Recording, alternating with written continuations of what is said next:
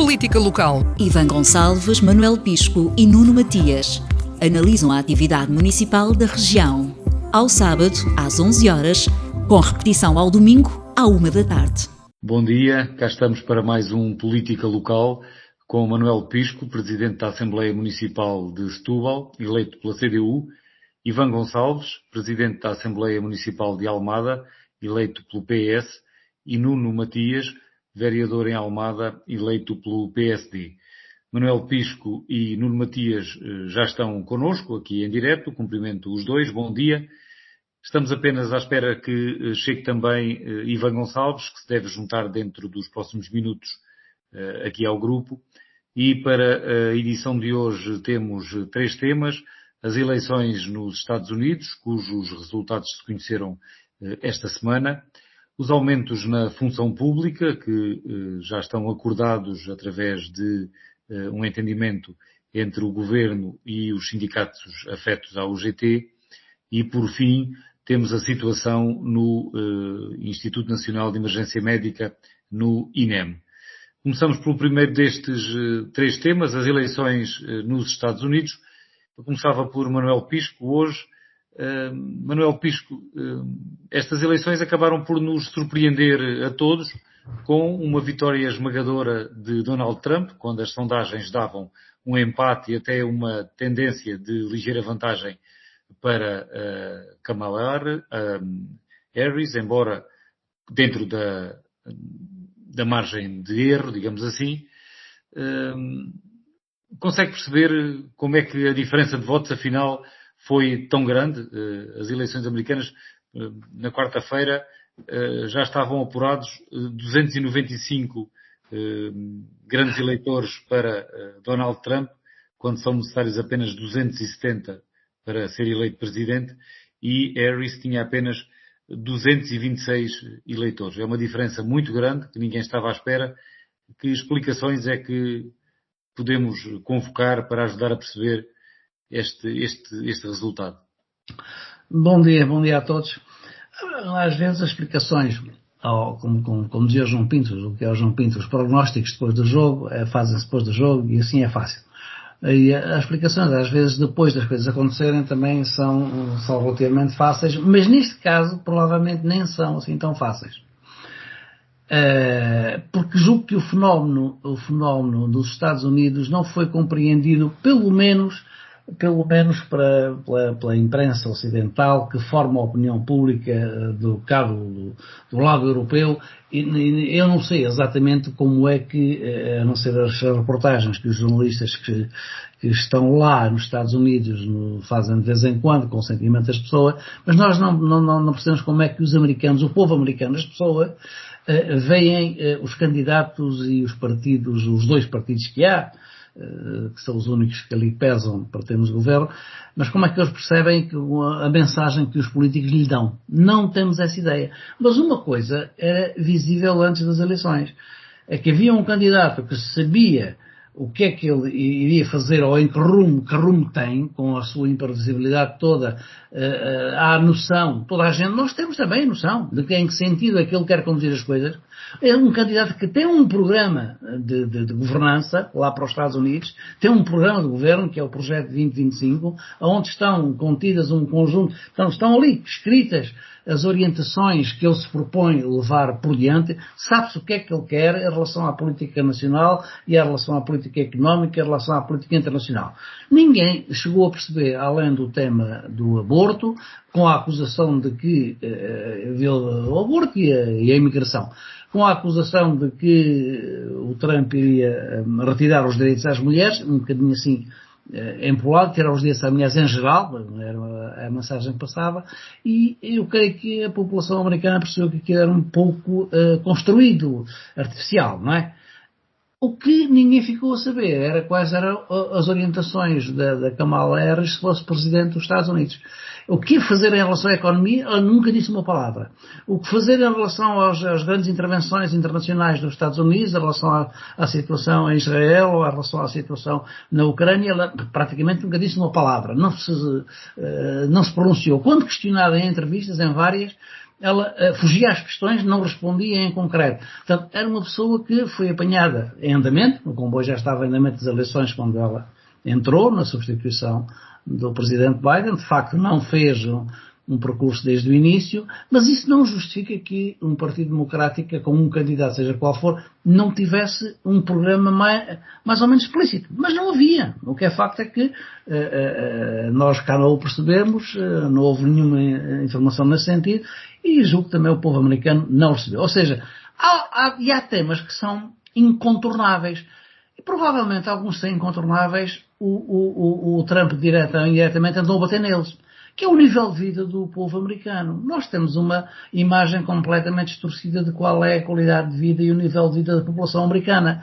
Não é ver filmes e séries, que é o que nos acontece a nós, que ficamos com uma ideia, por mais vaga que seja, do que é a vida do dia a dia do povo americano nos Estados Unidos. Aqui não é só grandes empresas, não é só bolsas, não é só a CIA e o grande crime, há também pequeno crime, muitas dificuldades, e as dificuldades de emprego, desemprego, de alojamento, a desindustrialização americana, que tem acontecido na perda da batalha pela globalização que foi ganha pela China e foi perdida pelos Estados Unidos, que a lançou pensando que ia dominar a economia mundial, essa perda tem consequências. Teve consequências na desindustrialização dos Estados Unidos, tem consequências na perda de emprego, da qualidade de emprego e naquilo que se ganha, e portanto a economia, aquilo que alguns comentadores resumiam como os americanos votam muito com o bolso. Eu quase atreviam a perguntar, mas qual é o povo que não vota com o bolso? Quero saber se o seu nível de vida está melhor, se está pior, ele se vai caminhar no bom sentido, como é que se sente, e se perdeu condições de vida. Durante o mandato do Biden, se perdeu oportunidades de emprego, se perdeu nível de rendimentos, se perdeu oportunidades de ter casa, se não resumiu os principais problemas, há uma coisa que o Trump também tocou a campanha toda, que é a questão das imigrantes. Mas é bom reparar que o tom com que ele dizia isso na última fase da campanha, não, a gente não queremos cá imigrantes, a gente vai deportá-los, os ilegais, mas a gente queremos cá imigrantes, mas legais, mas todos os outros deportamos e tal. Ou seja, o tom mudou. Mas isso é uma coisa que qualquer eleitor que está desfavorecido, e são milhões, são dezenas de milhões nos Estados Unidos, daquela operidade industrial, aqueles que eles chamam a cintura da ferrugem nos Estados, daquela indústria que se perdeu, da indústria do automóvel, do automóvel não só, em geral, a indústria fabril deslocou-se para a China, não é? Por interesse dos grupos económicos americanos. Não se vão lá, não estiveram lá com preocupações em relação à qualidade de vida dos americanos que ficavam sem trabalho, sem emprego, etc. Então, isso, o Trump falou em coisas que vão no sentido de dizer esta economia não presta porque não dá condições às pessoas, e é isso que ele diz. Ele quer reanimar a economia, ele quer desenvolver e tal, e quer dar uma liderança, quer fazer a paz, não quer fazer a guerra. É um tema, ela fugiu sempre aos temas da guerra, quer à Ucrânia, quer em Israel. Mas o Trump tem andado a dizer que ele quer a paz. E até nós não vamos acreditar por um minuto que isso é capaz de corresponder aos anseios da população em geral. Quer dizer, estas guerras, os Estados Unidos, quando querem, decidem uma guerra em qualquer parte do mundo, não é? E também há uma tradição na política americana curiosa. Os republicanos são conhecidos como os falcões, não é? São os mais agressivos. E os democratas são as pombas, não é? Mas as grandes guerras, as intervenções americanas, a maioria delas tem sido sempre sob presidentes democratas. Muitíssimo mais a longa distância sobre os democratas do que sobre os republicanos. Portanto, não corresponde. E o Trump, ele próprio, tem feito essa comparação. No mandato do Biden passado, houve estas guerras todas, e no mandato que ele fez antes do Biden, não houve cá guerra, só houve uma pequena intervenção e resolveu-a logo e tal. E vem com esse tema. É um tema de programa. Ele quer acabar com as guerras, quer negociar, ou ele não disse como, claro que não podia dizer como, né? Mas quer negociar, quer fechar as guerras. Claro que ele não vai poder fechar as guerras porque Israel não deixa, não é? E o lobby israelita tem um poder muito grande nos Estados Unidos, um poder de fazer as administrações americanas e os presidentes... Manuel Pisco, sem prejuízo de ainda aprofundarmos mais a reflexão sobre esses aspectos que está a referir, vamos também chamar Nuno Matias à conversa, uma vez que ainda não falou. Nuno Matias, as primeiras notas sobre as eleições nos Estados Unidos. Imagino que tenha ficado surpreendido também com a expressão desta vitória de Donald Trump. Bom, muito bom dia a todos. Um cumprimento ao Francisco, ao Manuel e ao Ivan que se irá juntar a nós e a todos os nossos ouvintes. Eu confesso que não fiquei surpreendido, quanto muito fiquei um bocadinho mais surpreso pelo facto de haver aqui uma expressão no voto popular que tenha desequilibrado mais a contenda que se esperava que fosse disputada.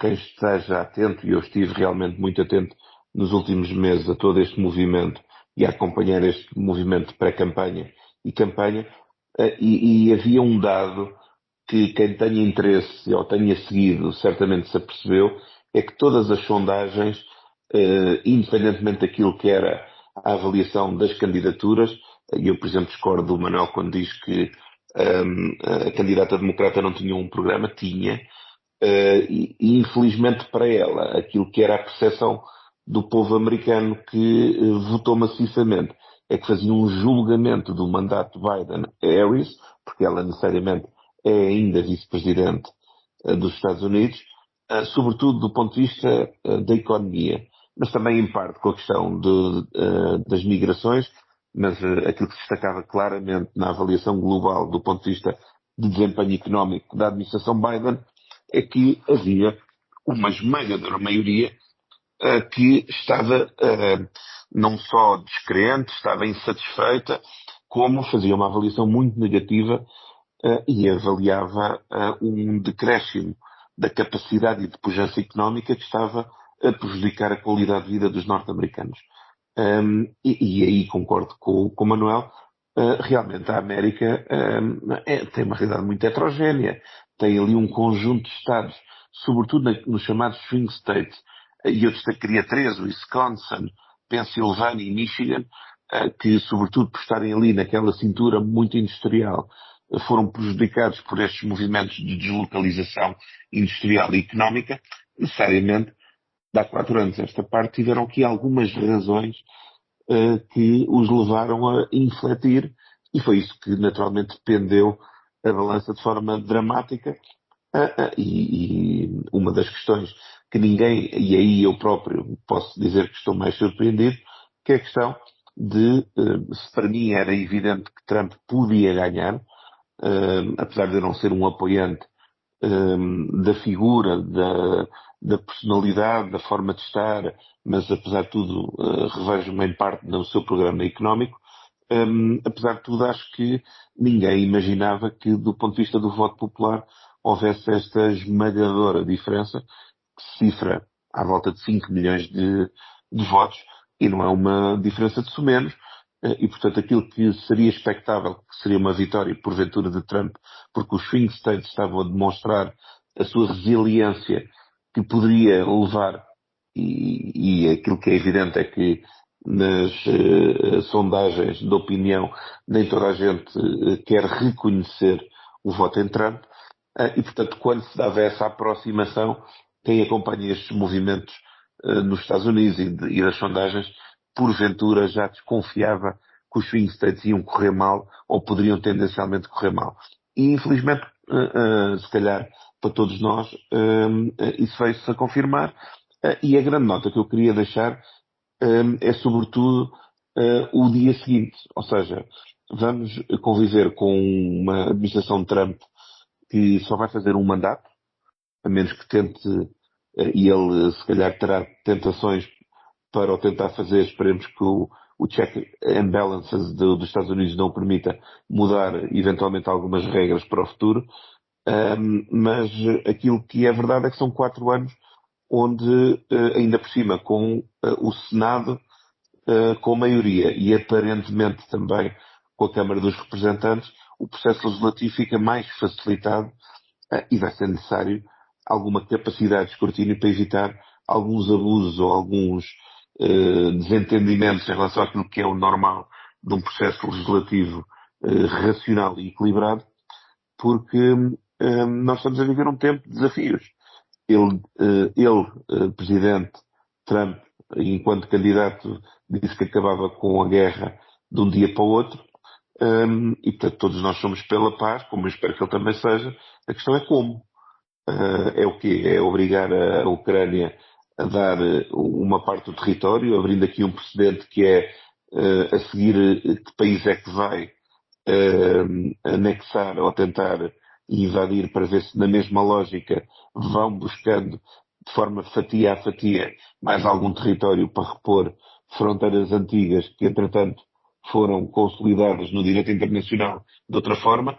Portanto, nós temos que pensar que o mundo está um lugar estranho e está um lugar de desafios para o qual, como dizia aqui, se gerar uma nova ordem mundial, e para a qual nós temos que pensar que já não existe aqui uma realidade bipolar, existem vários centros de pressão, de decisão, de influência, que naturalmente os Estados Unidos continuam a ser um fiel da balança fundamental, mas temos a China, temos a Índia, ainda antes da Rússia, temos a China, temos a Índia, temos a União Europeia que se tem que organizar de forma diferente e pensar o seu posicionamento de forma mais estratégica para acrescentar valor que junto os valores civilizacionais que nos distinguem a valores económicos que nos permitam alavancar crescimento, que nos devolva competitividade a nível do cenário económico, mas também social a nível global. E, portanto, aquilo que é o desafio é pensar que no dia seguinte à tomada de posse, o Presidente Trump vai ter que ponderar muito bem o que é que quer ser. Se o espalha-brasas que de vez em quando vemos a dizer umas coisas que nos parecem, à luz dos nossos valores, perfeitamente inaceitável, se vai concentrar num programa económico que até tem as suas questões que me fazem sentido, do ponto de vista de criação de valor, reindustrialização, criação de oportunidades de investimento, tentar afirmar um comércio internacional um pouco mais justo e tentando evitar aqui alguns desequilíbrios e distorções de concorrência que é evidente quando se tem pela frente economias que são apoiadas e têm processos de industrialização que são objeto de subsídios estatais. E, portanto, qual é o Trump que vamos ter? É o Trump que, por ser o último mandato, tenta fazer algumas ações populistas para tentar ganhar aqui algum espaço com alguns processos de decisão que tentem mudar as circunstâncias para o futuro.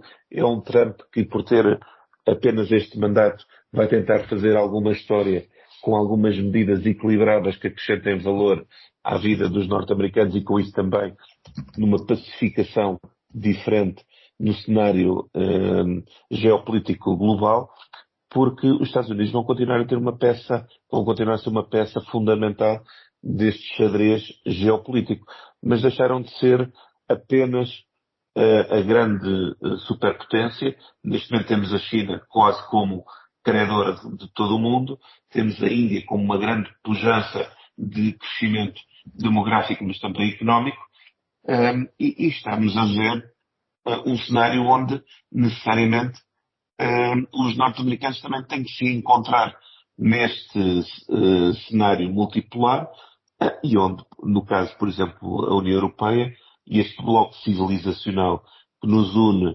desde meados da década passada, tem que também fazer frente, porque se calhar vamos estar um bocadinho mais isolados nos apoios que temos tido do ponto de vista da Aliança Atlântica, e temos que nos posicionar, seja como um bloco que induz realidade e crescimento económico, mas também um bloco que acrescenta capacidade de defesa, mas também um bloco que procura garantir um comércio mais justo dentro de um padrão de sustentabilidade ambiental que a Europa tem sido exemplar, mas que ao não ser acompanhada por outros blocos económicos está a ficar para trás. E isso não é minimamente aceitável.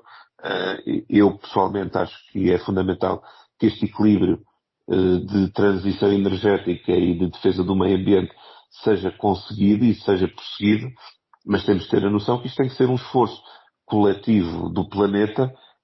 Não vale a pena ser apenas a Europa, porque só lá na China e na Índia continuarem a abrir centrais de carvão, na realidade a Europa pode ficar com a medalha do exemplo, mas não vai conseguir nem mudar as circunstâncias e fica para trás do ponto de vista económico, e isso também não é aceitável. Portanto, tem que haver aqui um equilíbrio que nos permita ter esta nova ordem mundial de defesa das populações e defesa de direitos fundamentais. Esperemos que os Estados Unidos, com Trump, não regridam nos próximos anos. Ivan Gonçalves, bem-vindo, já está connosco também, bom dia. Estávamos a falar das eleições norte-americanas, que foram ganhas por Donald Trump, com uma larga maioria. Que explicações é que encontra para este resultado e também que efeitos é que prevê para o mundo e mais especificamente para a Europa? Bom, muito bom dia, peço desculpa aqui pelo meu atraso, tinha outro compromisso de agenda. Bom, eu diria, aquilo que neste momento me preocupa mais e que eu acho que também é óbvio que não existirão muitos impactos, alguns impactos geopolíticos.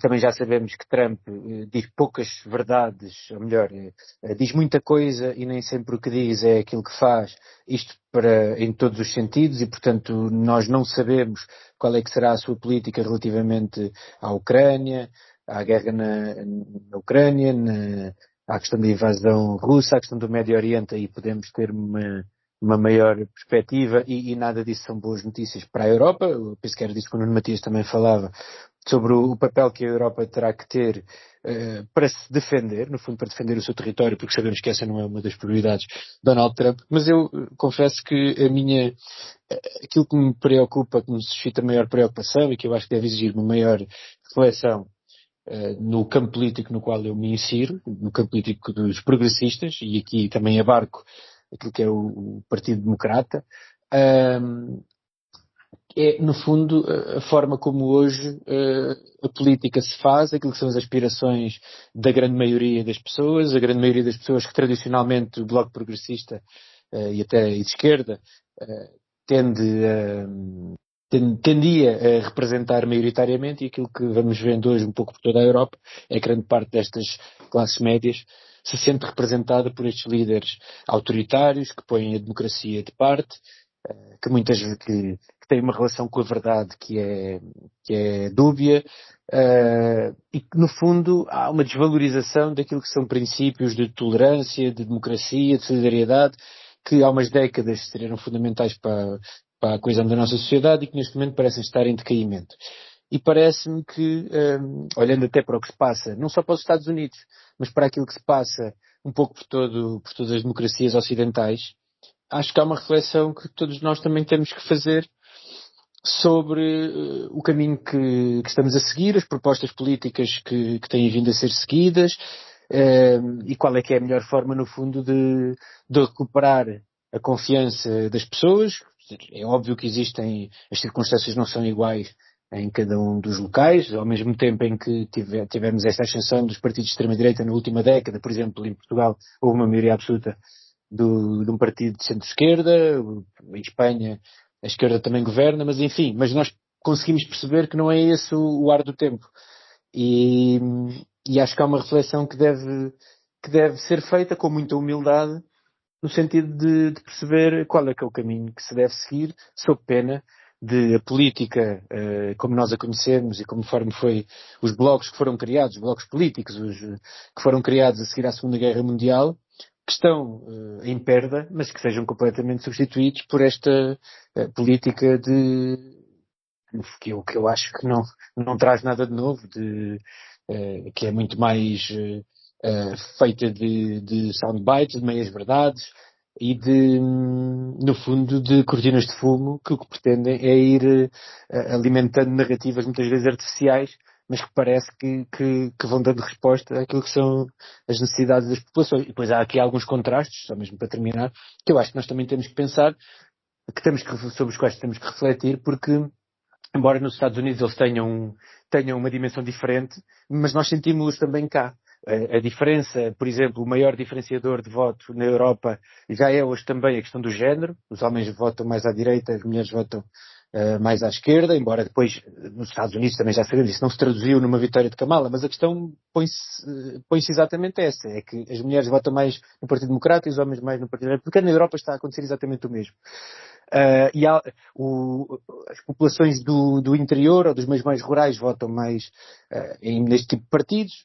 As populações mais cosmopolitas muitas vezes têm dificuldade em conversar, em perceber as preocupações de quem vive em meios mais rurais. Nós em Portugal, fruto do nosso sistema eleitoral, quer dizer, ninguém ganha eleições só com o mundo rural, mas sabemos que se o sistema fosse parecido com o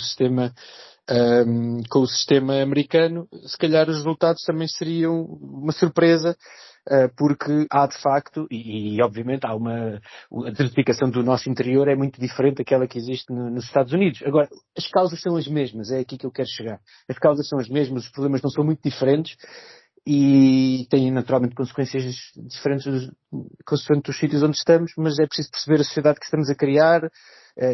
Eu tendo a achar que um dos grandes problemas é no fundo, a hegemonia do neoliberalismo, que fez com que até as classes trabalhadoras, até os trabalhadores que são explorados, hoje sentem que são mais explorados pelo Estado do que pelo seu patrão. Mas enfim, isso era uma conversa para horas. Mas acho que é uma reflexão que deve ser feita fundamentalmente no campo progressista, à esquerda. E com isto passamos para o segundo tema.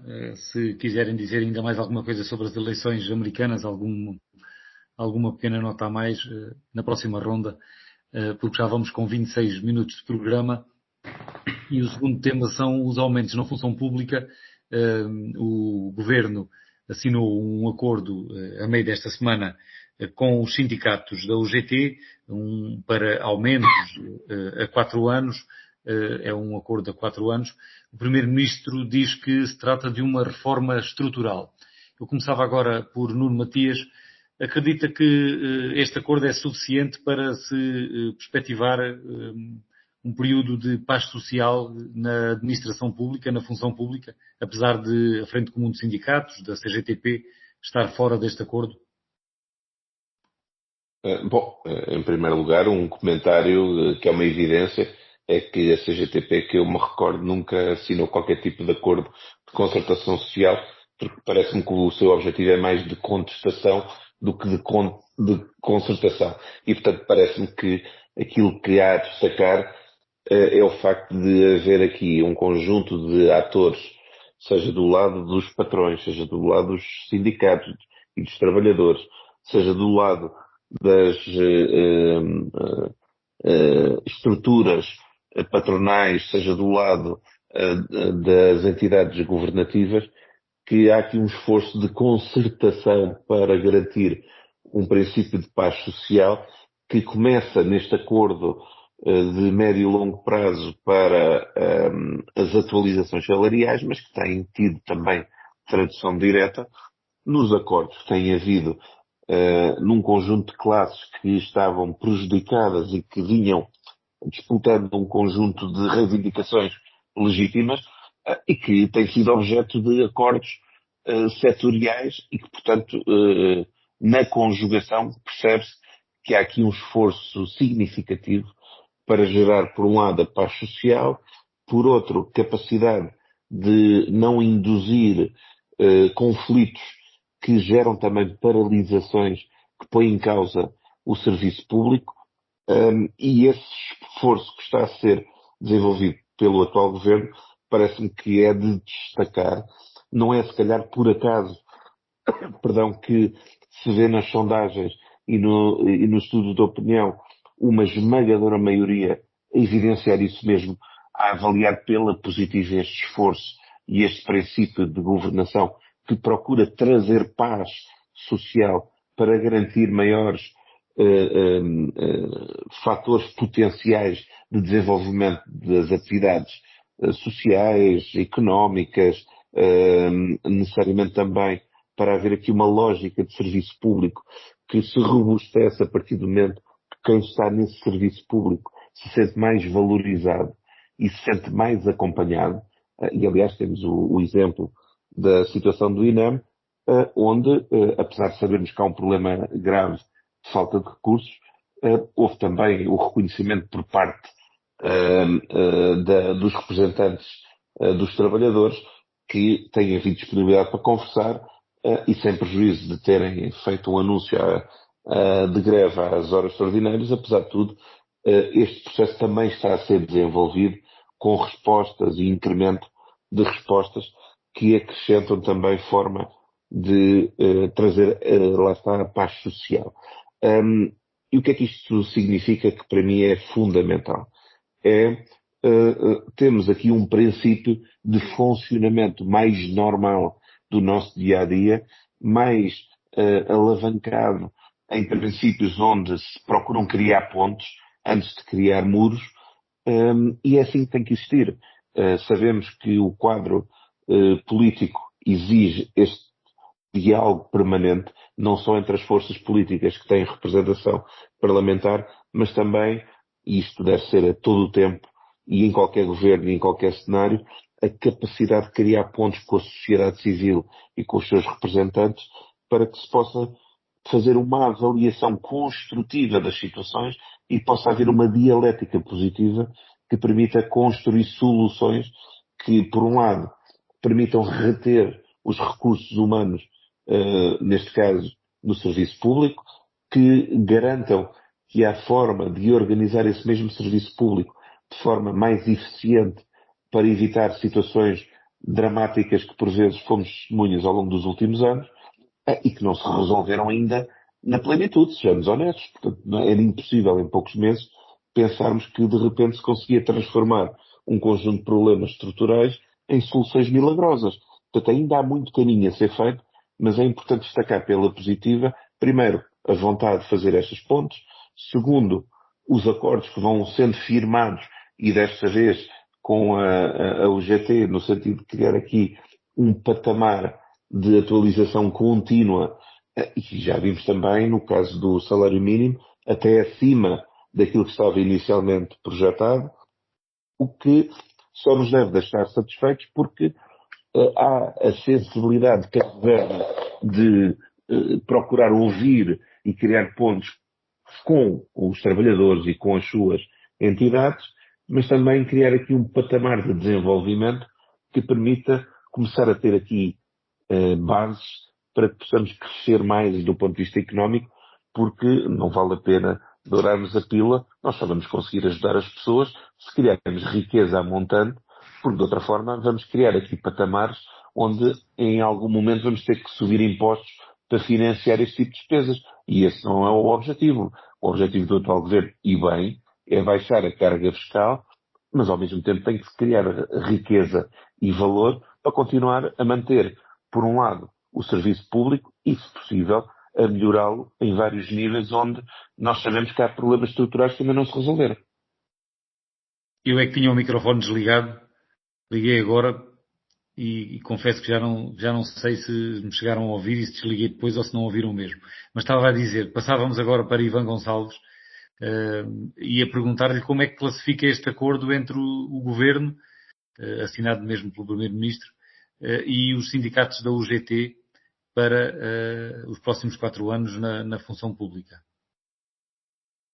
Bem, eu acho que a valorização da função sindical, a procura de paz social é sempre importante e é um mérito de qualquer governo. Agora, neste caso, só chegou a acordo com uma central sindical, mas e não retira grande mérito a essa procura, mas acho que o problema principal não está propriamente neste acordo ou não acordo. A UGT fez o seu papel, tentou salvaguardar aquilo que é a valorização profissional e salarial de uma parte dos trabalhadores da administração pública, mas o que me parece é que existe aquilo que veio a público relativamente a este acordo, também demonstra que existe uma fatia significativa de funcionários públicos que vão ter uma atualização de remuneração abaixo da inflação, e isso também deve merecer uma preocupação da nossa parte. Nós acho que todos queremos, enfim, não tenho certeza se todos queremos, mas pelo menos devia ser um desígnio do país que tivéssemos uma administração pública qualificada, que conseguisse atrair bons profissionais, e isso faz-se, é algo que tem vindo a ser discutido, quando se fala de apaziguar aquilo que é que são ao satisfazer as classes sociais ou as classes profissionais, não se deveria esquecer aquilo que é o grosso da administração pública, os funcionários públicos, os técnicos superiores, e aquilo que nós vemos com este acordo é que existem mais de 100 mil funcionários públicos que vão ter uma atualização salarial abaixo da inflação, numa altura em que existe excedente. O anterior governo deixou uma situação financeira muito folgada, como nenhum outro governo alguma vez havia deixado quando cessou funções, desde que Portugal é uma democracia, um superávit que tem vindo a ser gasto de uma forma, diria até que bastante duvidosa, ou pelo menos não é a forma que é gasta como é duvidosa, é as prioridades. Sobretudo por várias decisões parlamentares da oposição. Essas não me parece que são as mais equilibradas, porque conseguiu-se reverter aquilo que era a proposta do IRC jovem, que era altamente regressiva, provavelmente inconstitucional e, acima de tudo, injusta. Conseguiu-se finalmente acabar com as portagens nas escutas. As decisões que têm vindo do Parlamento até parece-me que não primam pela insensatez. Mas discordamos aqui, provavelmente. Mas onde eu queria chegar é que tem existido dinheiro, a situação financeira tem permitido chegar a uma série de setores e, portanto, é um pouco incompreensível que haja aqui uma fatia de funcionários públicos, da administração pública, que não vejam as suas carreiras valorizadas numa altura em que nós sabemos e nós percebemos que é preciso atrair boas pessoas para a administração pública, é preciso que os técnicos superiores, que os licenciados, quem tem a formação superior sinta que tem uma carreira na administração pública vantajosa, que queira aderir no fundo, à causa pública, sendo trabalhador do Estado, e de uma série de funções, e portanto não me parece que é um bom caminho o facto do Governo se ter esquecido desta fatia significativa da administração pública. Ainda assim, obviamente, que para os outros, e no caso é um bom sinal, ou seja, haver um acordo entre o Governo e uma central sindical relativamente à valorização salarial, eu acho que não deixa de ser um bom sinal, ainda que depois na questão das prioridades, mais uma vez, parece-me que um pouco estranho que não seja possível fazer um esforço adicional. Manuel Pisco, também a sua opinião sobre este entendimento para a função pública? Olha, eu este acordo, isto merece mais um projeto de intenções ou um memorando de entendimento, porque estão-se aqui a calendarizar futuras negociações e futuros revisões das carreiras e dos salários, mas não me parece que a coisa esteja assim já muito acordada. Eu gostei de ouvir, pelo menos fiquei a perceber, ou a tentar perceber, a perspectiva do Nuno Matias sobre a teorização que fez da paz social, dos entendimentos e tal. Recordo-lhe que a CGTP não é aquela central sindical que nunca assinou nenhum acordo de concertação social, assinou 2, logo no princípio da concertação social, e foram 2 que deram uma machadada na concertação social porque não foram, pura e simples, olimpicamente não foram cumpridos.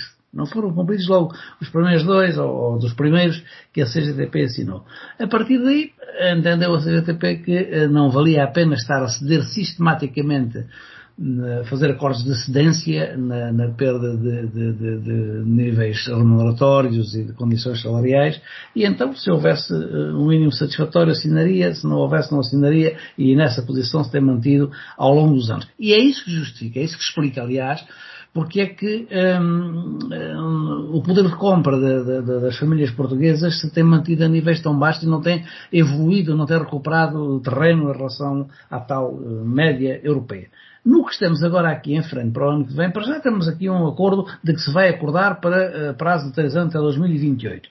Depois há a promessa, por isso parece um acordo de intenções, de que se vão fazer as reposições de todos os anos de congelamento salarial, 2005 a 2007 e depois 2011 a 2017. Mas vão?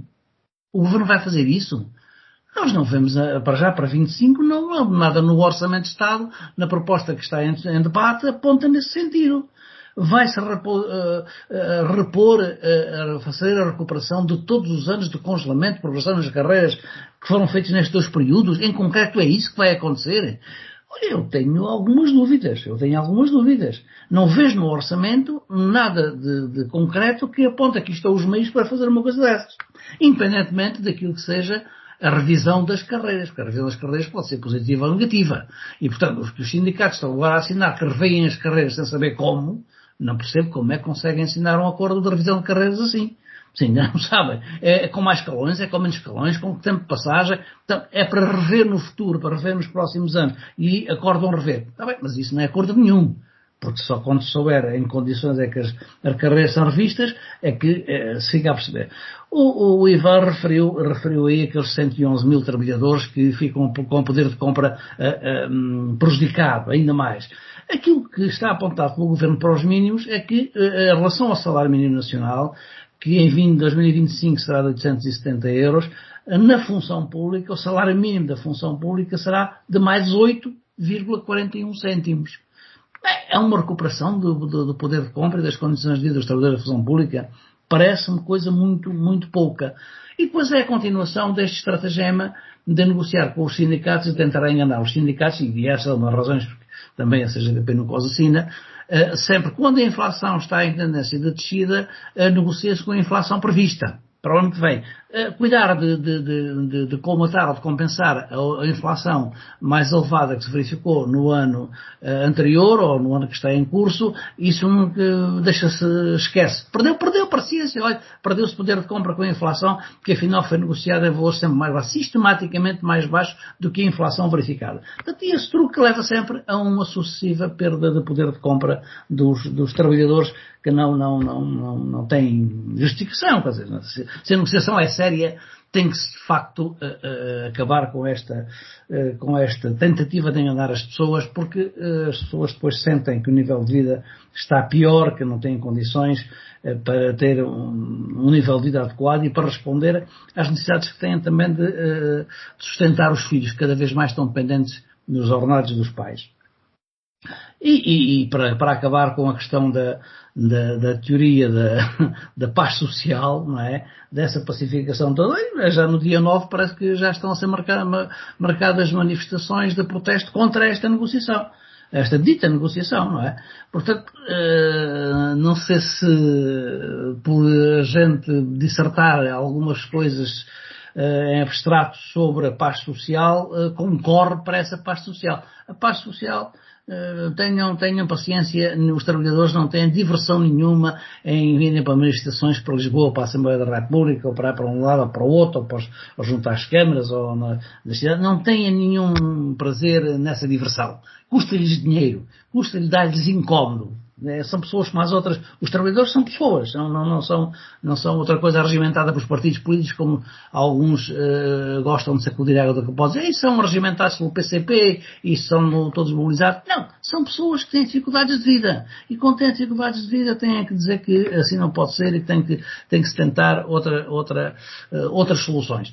Vamos lá ver se a revisão das carreiras contribui para revalorizar de facto os trabalhadores da função pública, porque senão se for um engodo. Agora, para que isso acontecer, intenções custam zero, não é? Ações em concreto de valorização de carreiras custam dinheiro. É como tudo. Esse dinheiro está previsto, não vejo no orçamento de 25, nem vejo nenhum acordo sobre os orçamentos seguintes. Vamos lá ver o que acontece. Vamos ver o que acontece.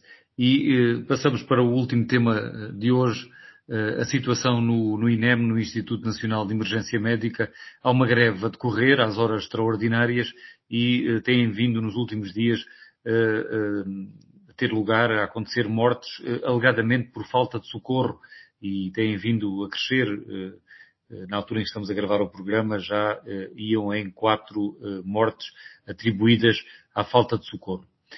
Ivan Gonçalves,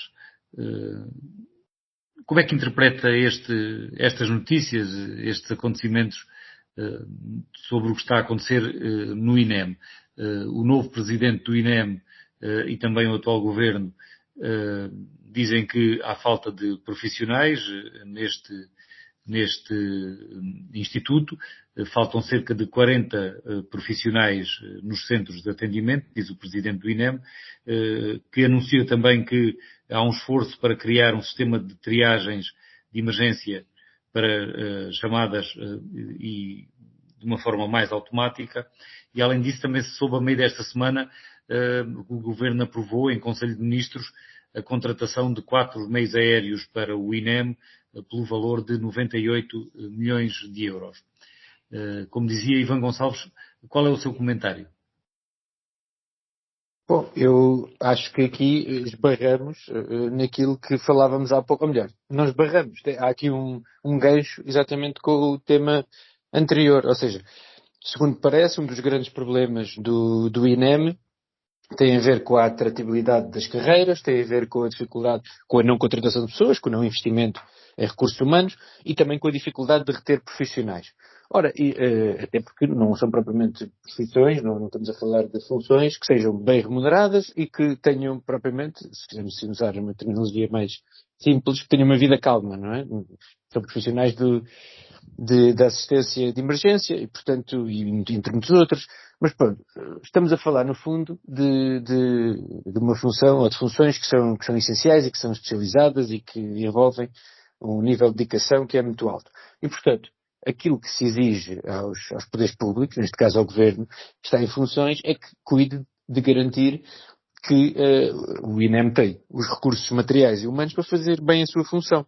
E aquilo que parece que está aqui em causa é que, de alguma forma, também não existe, isso não tem sido cuidado. Estas greves parece que estão também a ter algum efeito, ou pelo menos é isso que tem vindo a ser noticiado, e os sinais que nós vamos tendo do atual governo, era aí que eu também queria chegar, não são no sentido de valorizar o INEM, de valorizar os seus profissionais, de investir suficientemente naquilo que é o trabalho que é feito no INEM, e mais uma vez, que está em linha com aquilo que é uma visão sobre a função pública, sobre os funcionários do Estado, que liga com o nosso tema anterior. Ou seja, não há serviços públicos de qualidade se nós não tivermos os profissionais do Estado bem remunerados. O Manuel Piscina agora aqui falava sobre a valorização salarial quando a inflação é alta, mas a verdade é que o último acordo de rendimentos que o Partido Socialista assinou tinha uma valorização salarial que não era comparável àquilo que estamos hoje a falar e era, para grande parte dos profissionais, até acima do valor da inflação estimada. E, portanto, aquilo que eu acho que é exigível neste momento ao Governo é que atue para resolver esta questão e que valorize estes profissionais e contrate os profissionais que são necessários para que o INEM possa fazer bem a sua função. Acho que não é nada mais do que isso que nós podemos exigir. Ou nada menos, aliás. Ivan Gonçalves, obrigado, e ia passar agora para o Nuno Matias. Concorda com esta análise, com esta opinião do Ivan Gonçalves nesta matéria, Nuno Matias? Bom, eu acho que resulta evidente que este é um exemplo concreto de uma área onde, necessariamente, o problema ainda não está resolvido, todos nós sabemos, é um problema que tem muitos anos, resultou de alguma incapacidade de gestão, de investimento e de manter os funcionários dentro do INEM. Sabemos que esse problema ainda existe, portanto não vale a pena dourar a pílula a dizer que é uma das situações que em poucos meses, milagrosamente, já estava resolvido, porque isso não é verdade.